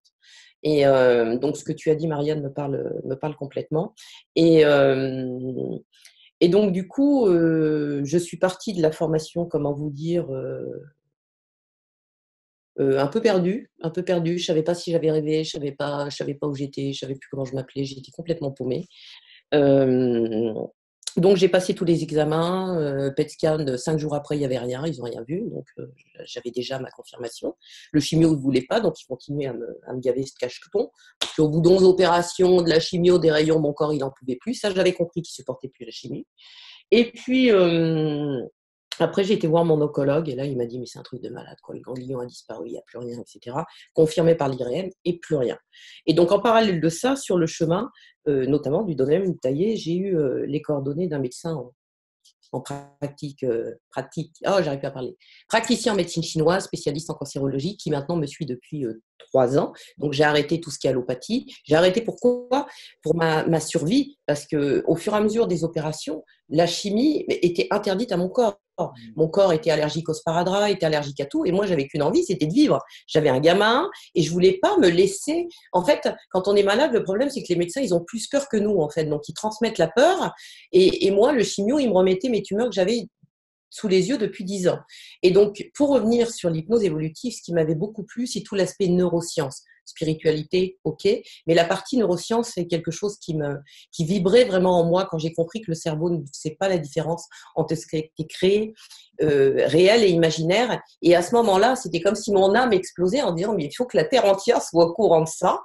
Et donc, j'ai suivi, Jean-Charles, la formation de Mario Bregard, entre praticiens neurosciences appliquées, j'ai suivi l'enseignement de Joe Dispenza, j'ai fait des TCH aussi, etc. Donc, je me suis intéressée à toute cette partie.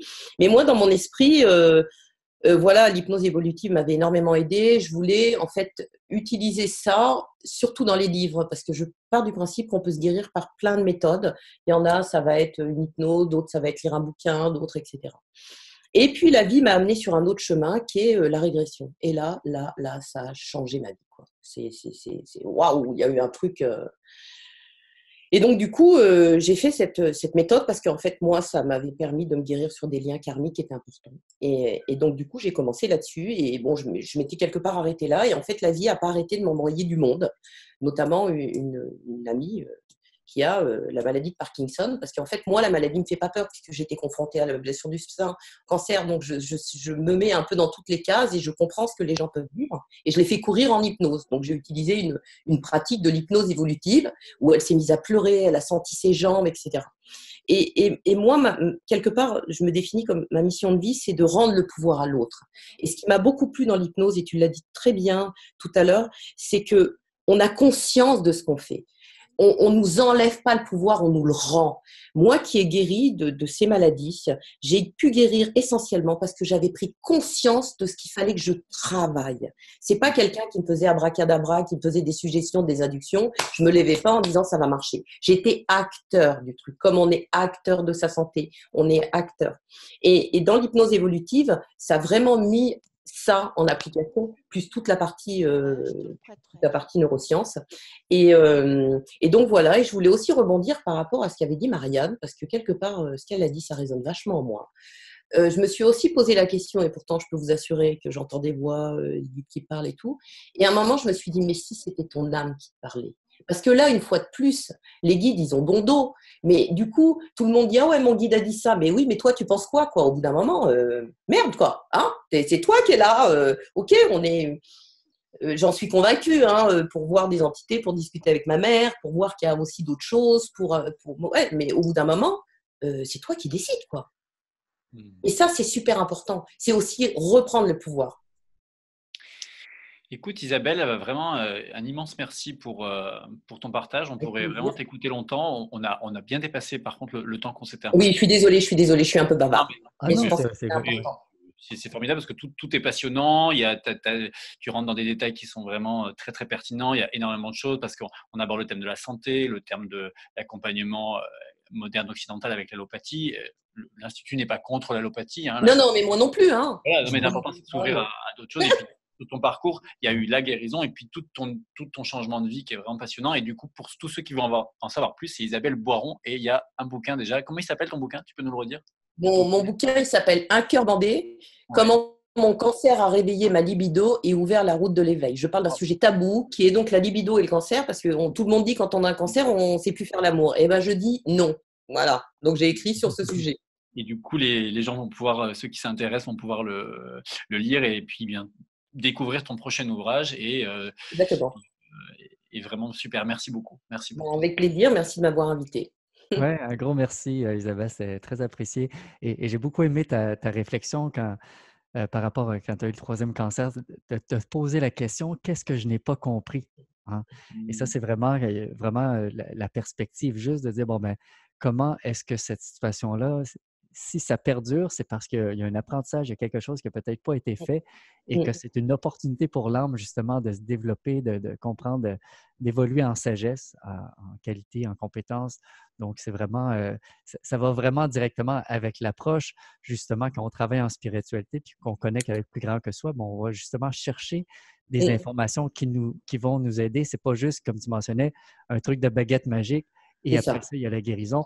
Parfois, ça se passe, mais pour moi, je vois ça comme des bonus parce que l'optique, dans un premier temps, c'est exactement comme tu l'as mentionné. Et moi, c'est vrai que quand je fais des hypnoses, moi, il y a des gens qui viennent me voir par rapport à mon vécu, pour guérir, pour plein de choses, etc. Et là, je les arrête tout de suite. Hein. Je dis non, hein, c'est pas moi qui fais le boulot, hein, c'est vous. Hein. Et c'est vrai, je suis ferme parce que je sais ce que c'est. Et moi, je peux me permettre des choses que peut-être d'autres thérapeutes peuvent pas se permettre sur pas mal de choses. Et je rentre pas là-dedans. J'ai dit non, si toi, t'as pas envie, c'est pas moi qui vais faire le truc. Hein.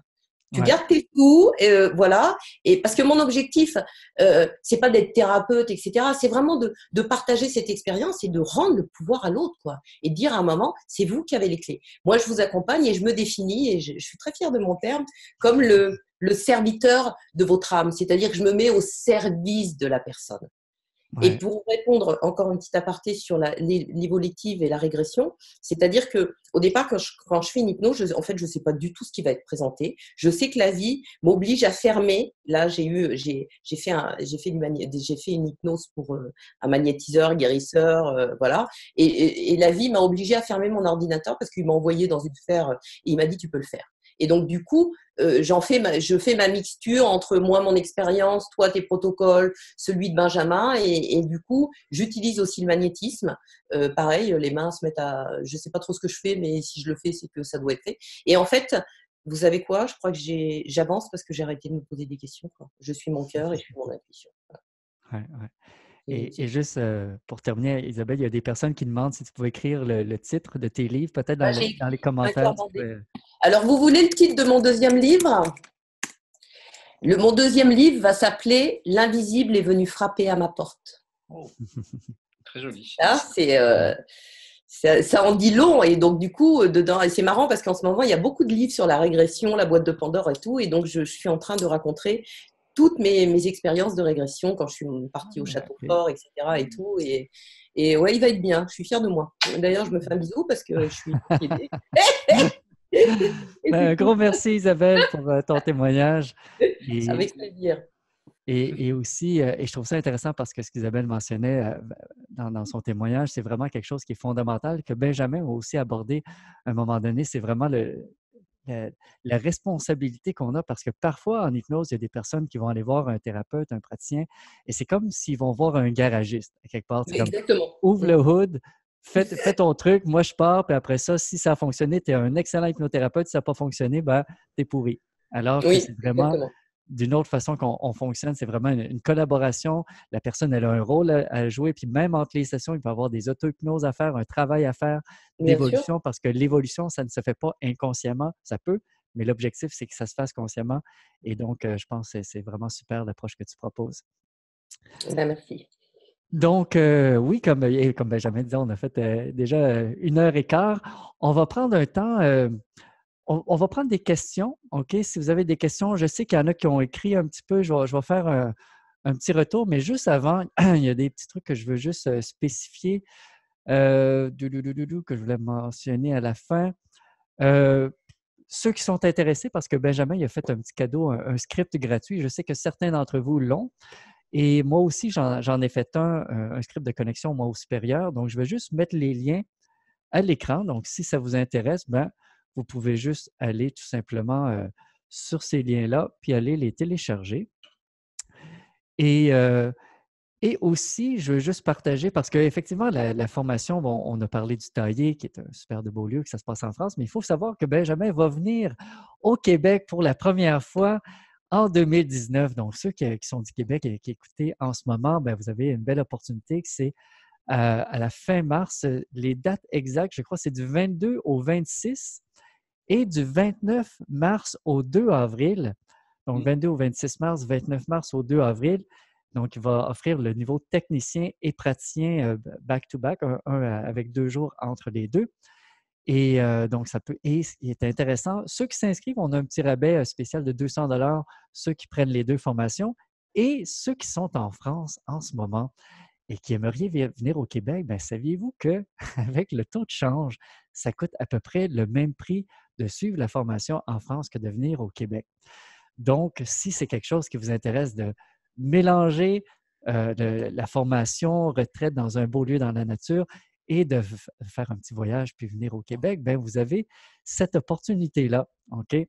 Avec une petite surprise qui, peut-être tu passeras toi dans ces 2 jours qui sont entre les 2 formations, entre le technicien et le praticien, Eh pour oui, partager un dîner, peut-être un petit peu plus de temps. Donc, pour ceux qui ont envie aussi de rencontrer Jean-Charles, qui est quand même très connu, hein, on peut le dire, hein, et les Bredons de domaine, ça peut être aussi un moment sympa. ben, oui, ben je pense que ça va être intéressant justement de prendre un temps le 28 mars, je pense juste le jour avant la deuxième formation, ben, de faire peut-être une activité l'après-midi et le soir, tous manger ensemble. Fait que vraiment d'avoir cet aspect convivial-là, d'apprendre à se connaître, de connecter et donc de passer des bons moments. Donc, s'il y en a qui sont du Québec, peu importe d'où les gens viennent, en fait, de passer des bons moments de connexion, ça fait partie aussi de l'expérience. Donc, ça, c'est quelque chose qu'on va pouvoir faire ensemble. Et je vais juste m'assurer, y avait-tu quelque chose d'autre? C'est pas mal ça. Donc là, si vous avez des questions, par exemple, si vous avez une question que vous aimeriez poser de vive voix, vous pouvez juste écrire j'ai une question, puis après ça, bon, on va dire, par exemple, si la personne s'appelle Huguette, on peut dire bon, ben, Huguette, tu peux allumer ta caméra, ton micro, poser la question, puis après ça, ben, on va répondre. Et pendant que ça se passe, ben, je vais juste regarder, voir s'il y en a d'autres qui ont fait. Il y a Nathalie qui demande est-ce que vous pourrez faire un webinaire sur l'hypnose régressive?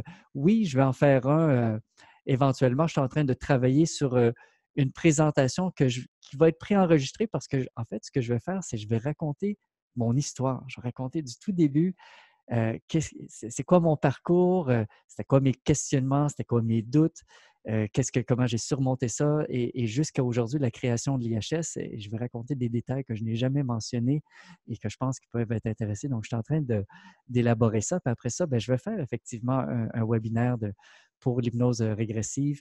Et je me rappelle juste, il y a une personne tantôt qui mentionnait, qui posait la question à savoir si c'est quoi la différence entre l'hypnose évolutive et l'hypnose régressive. Il faut vraiment voir ça comme deux compléments. C'est vraiment deux morceaux de casse-tête qui s'emboîtent parfaitement un dans l'autre. Au niveau de l'hypnose de régression, on va être plus dans la régression vie antérieure, régression dans l'entrevie.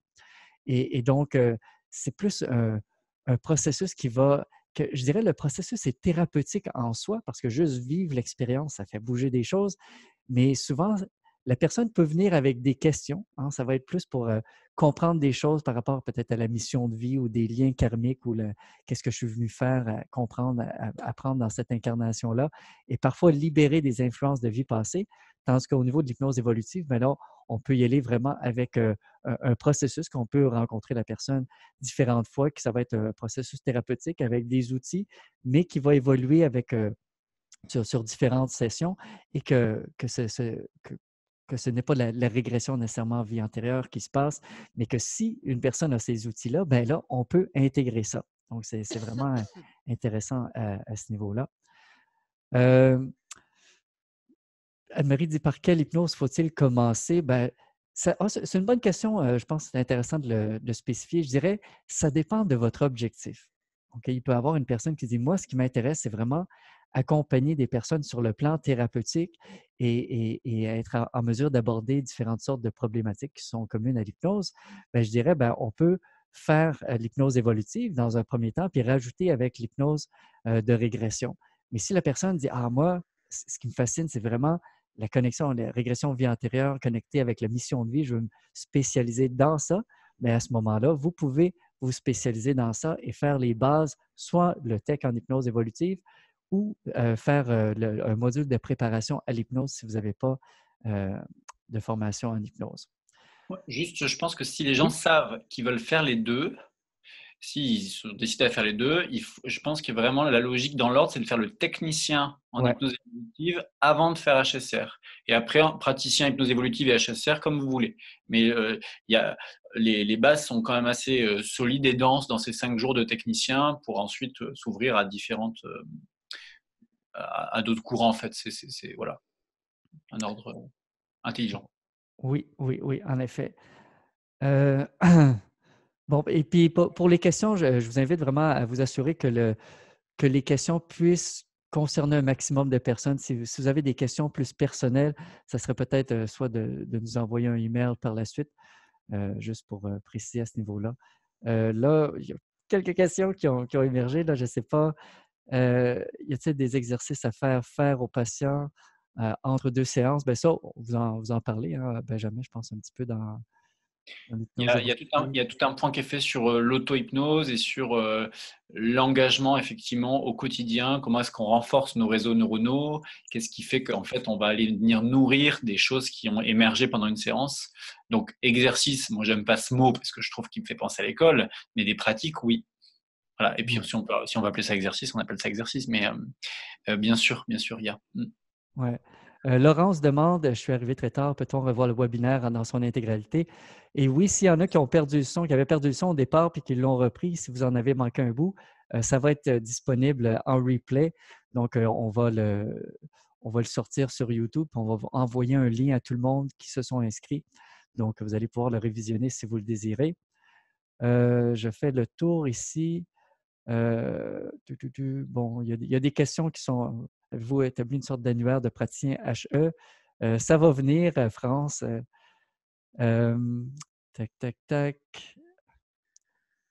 OK, on parlait de l'hypnose régressive.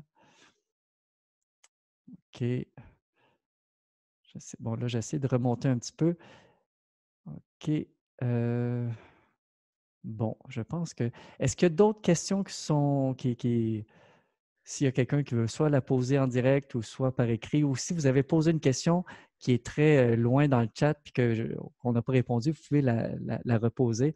On peut prendre un petit 5 minutes pour terminer. Et sinon, si ça vous intéresse vraiment, si vous avez des questions, évidemment, ben, vous pouvez soit nous contacter, moi ou Benjamin, ou il y a Mona qui est en ligne. Je ne sais pas si elle est encore là. Ben oui, les dates des stages, effectivement, c'est une bonne question, France. Monique, en fait, et je vais vous partager, en fait, le lien de nos formations qui est le calendrier 2019. Donc, je fais apparaître dès maintenant. Je Donc, voulais les mettre en commentaire, mais je ne sais pas ce que j'ai fait avec mes images. Ça s'est tout rétréci et sur mon écran. J'ai peur OK. de couper si je fais autre chose. Donc, ouais, mets-leur le lien. Moi, en même temps que je peux les dire déjà aussi à haute voix. Donc, en Ardèche, c'est bientôt. Il y a un technicien du 11 au 15 mars, donc au domaine du taillé. Ensuite, ça va être le Québec, où les deux formations se suivent, le TAC et le Prat. Donc, ça commence le 22 mars, du 22 au 26, puis du 29 mars au 2 avril. Le praticien, donc c'est le niveau 2. Il y a le technicien, c'est le niveau 1, et le praticien, c'est le niveau 2. En Ardèche, du 3 au 7 juin. On reprend en septembre avec un technicien en Ardèche du 16 septembre au 20 septembre.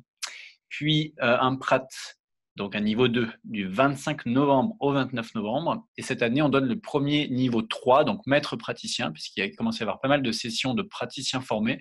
Maître praticien qui est pas mal de faire une fois qu'on a un tout petit peu pratiqué et qu'on a du coup des retours pour aller approfondir et voir aussi des nouveaux protocoles, du 2 au 6 décembre en Ardèche également. Super. Je voulais le mettre par écrit, mais je ne sais pas, j'ai plus accès au chat, je ne les vois plus. C'est correct, mais j'ai J'ai mis le... évolué avec Zoom. Donc, j'ai mis le lien. Il y a quelqu'un qui se demandait les liens pour les scripts. Je les ai mis là également. On peut peut-être parler aussi tu sais, de ce qu'on a de disponible sur les réseaux, que ce soit sur ta chaîne YouTube, sur la mienne. Il y a pas mal de docs, quoi, hein. Moi, j'ai des audios. Il y a plein de séances qui sont filmées, enregistrées. Il y a sur plein de thèmes. Il y a beaucoup de choses en allant visiter nos chaînes YouTube. Oui, oui, oui. Ben, en fait, c'est une bonne idée que tu mentionnes ça. Puis il y a aussi Christiane Poirier qui dit merci de nous mettre ces infos aussi dans nos courriels. Je pense que c'est une bonne idée, Christiane, en fait, quand on va vous envoyer un email par la suite, de mettre ces liens-là. Puis on peut mettre aussi le lien de ta chaîne YouTube, Benjamin, la mienne. Et aussi, je vous invite, pour ceux qui ne savent pas, ben, moi, je fais quand même plusieurs Facebook Live. J'en ai fait un dernièrement avec Bernard Werber et j'en fais quelques-uns. Donc, tout ça, c'est sur ma page Facebook et aussi sur ma page perso, jcchabot.com. Donc, on mettra tous ces liens-là dans le email qu'on va vous envoyer à tout le monde. Comme ça va vous faire des ressources si ça vous intéresse. Donc voilà, je pense qu'on va terminer là-dessus. Un gros merci à tout le monde d'avoir participé. Merci Benjamin d'avoir été là. Merci à nos 3 intervenants d'avoir partagé avec le cœur vos témoignages. C'est vraiment très apprécié. Et si jamais vous avez des questions, quoi que ce soit, n'hésitez pas à nous contacter. Ça va faire vraiment plaisir. Si ça résonne en vous, je pense qu'il y a vraiment un besoin grandissant de plus en plus de personnes aujourd'hui qui dans un processus thérapeutique, sont ouverts ou sont même intéressés, puis voire même importants, d'intégrer cette dimension spirituelle-là. Et moi, je suis convaincu que dans les années à venir, ça va devenir de plus en plus populaire et c'est important, je pense, parce que quand on fait intervenir cette dimension-là, mais ça change tout parfois. C'est comme si, j'ai beaucoup aimé quand Isabelle parlait tantôt, c'est comme si serviteur de l'âme, mais moi et Benjamin, on avait déjà parlé dans notre autre Facebook Live qu'on avait fait ensemble. C'est comme une sorte de maïotique spirituelle. C'est comme si on est des sages-femmes à quelque part qui aidons la personne à accoucher d'une expérience et que c'est vraiment un rôle presque même de facilitateur / thérapeute et c'est vraiment de toute beauté ce type de travail-là. Donc, si ça vous interpelle et que vous avez des questions, n'hésitez pas à nous contacter. Ça va nous faire plaisir. Je ne sais pas, Benjamin, as-tu un petit mot? J'ai juste envie de dire aux gens vraiment d'écouter les élans de vie. Si vous êtes connecté à ce webinaire, c'est que ça vous intéresse. Ça veut dire que soit l'hypnose, soit l'accompagnement vous intéresse. Que nous, aujourd'hui, quand on est en posture de formateur, on est dans la transmission. Que moi, par exemple, en individuel au cabinet, ça devient compliqué de prendre des nouvelles personnes parce que du coup, il n'y a plus beaucoup d'espace pour ça. Donc, ça veut dire qu'il y a de l'espace pour que d'autres prennent le relais de l'individuel aussi. Et que plus les gens se forment, que ce soit à nos courants, mais à tout ce qui vous tout ce qui vous inspire, parce que alors, moi, j'arrête pas de me former. Hein, je suis encore en train de faire un cursus de naturopathie. Je m'en suis lancé pour 4 ans. J'en avais pas assez. Mais c'est surtout par intérêt. C'est pas pour et parce que tout d'un coup, j'ai l'élan de ça, je le fais. Donc c'est ça que j'invite. C'est ça que je conseille. Enfin, si je dois me permettre un petit conseil, d'écouter vos intuitions, vos élans, et qu'il y a de la demande, parce qu'il y a quand même pas mal de souffrance, et il y a aussi pas mal de curiosité de se développer de la part des gens, comme une conscience qui se développe, parallèlement à la conscience aussi je trouve, de l'écologie. On peut parler de l'écologie de la planète et puis d'écologie personnelle. Il y a des prises de conscience sur énormément de choses, et donc il y a de quoi œuvrer. Voilà. Ouais. Et il y a Karine qui dit, je crois, si je vais oser, comment elle a marqué ça? Ouais, je vais oser peut-être venir faire la formation au Québec. N'hésitez pas, ce serait vraiment une belle expérience de se rassembler, d'avoir un beau mix de personnes, d'Européens, de Québécois, faire passer du bon temps ensemble. Donc, c'est vraiment une invitation chaleureuse du cœur. Donc, merci encore d'avoir été là. Et bien, écoutez, je vous dis à la prochaine. Et si vous avez des questions, n'hésitez pas à nous contacter. Autant Mona Fatnessi, qui est au Québec, Sylvie Beauvais Elles sont super. en Europe. Et puis, ouais, vraiment, deux Elles sont géniales. sont géniales, vraiment des personnes de cœur. Et donc, je suis très heureux de travailler dans toute cette belle équipe-là. Très belle Si équipe. vous avez des questions, on va être là pour vous autres. Allez, au revoir à tous. Au revoir à tous. À très bientôt. Au revoir Jean-Charles, et merci encore. Merci mille fois. C'était super. Merci. Yes. Bye bye. Bye. Donc, comment...